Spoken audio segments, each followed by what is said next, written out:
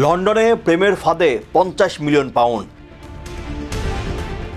3 বছরে ডেটিং স্ক্যামে সর্বনাশ লাখো মানুষের।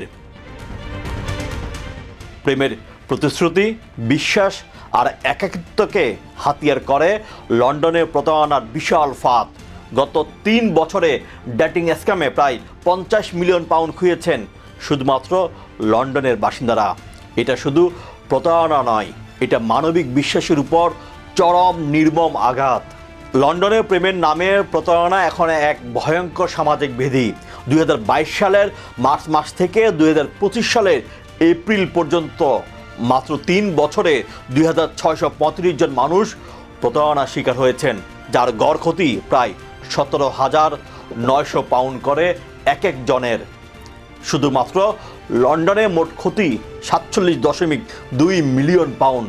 সারা যুক্তরাজ্যে এই ক্ষতির পরিমাণ 271.4 মিলিয়ন পাউন্ড।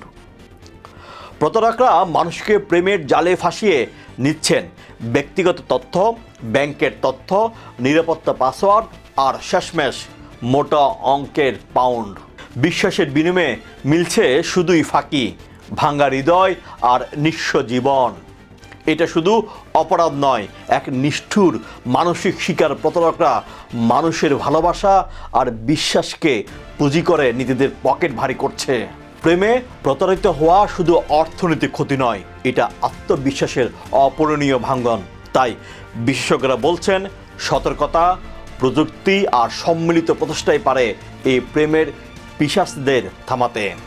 ভালোবাসা অন্ধ হতে পারে, কিন্তু আপনি যেন চোখ বন্ধ না করেন। ডেটিংয়ে যান, তবে বিশ্বাসে নয়, নিরাপত্তায় মন দিন।